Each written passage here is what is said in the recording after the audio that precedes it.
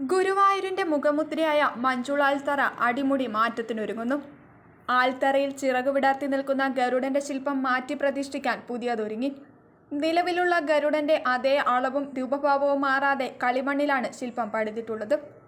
ഇനി അത് വെങ്കലത്തിലേക്ക് മാറും.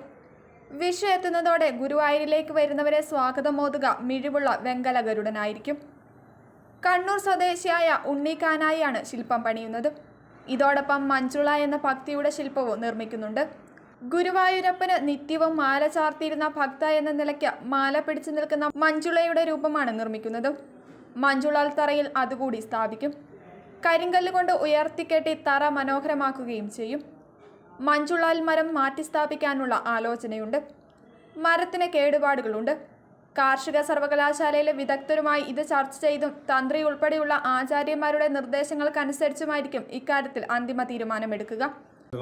അവിടെ സ്ഥാപിക്കാനുള്ള ഗരുഡന്റെ പ്രതിമയാണ്.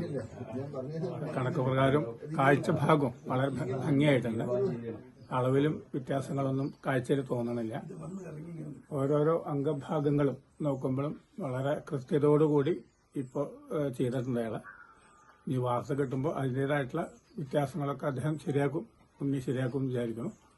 എന്തായാലും ഇപ്പോഴത്തെ നിലയ്ക്ക് വളരെ ഗംഭീരമായുണ്ട് ഈ മെഴുവിലുണ്ടാക്കിയിട്ടുള്ള അല്ലെങ്കിൽ മണ്ണിലുണ്ടാക്കിയിട്ടുള്ള ഈ ഗരുഡന്റെ രൂപം. അത് ഗുരുവായൂരപ്പന്റെ ഒരു അനുഗ്രഹം തന്നെ പറയാൻ വയ്ക്കും. ഇത്രയും വളരെ വൃത്തിയായിട്ട് ചെയ്യാൻ അയാൾക്ക് സാധിച്ചത് ഗുരുവായൂരപ്പന്റെ ഒരു അനുഗ്രഹം കൊണ്ടാണ്. ഇനി ഇതിന് മുകളിലേക്കും അതേമാതിരി നല്ല ഭംഗിയോടും വൃത്തിയോടും കൂടി ചെയ്യാനുള്ള ഒരു യോഗം കൂടി അയാൾക്ക് ഉണ്ടാവട്ടെ. അതിനുവേണ്ടി ഗുരുവായൂരപ്പനോട് പ്രാർത്ഥിക്കും. ഗുരുവായൂർ ക്ഷേത്രനടയിലെ കിഴക്കേ നടയിൽ സ്ഥാപിക്കാൻ വേണ്ടിയാണ് ഈ ഗരുഡ ശില്പം ഇവിടെ ഒരുങ്ങുന്നത്.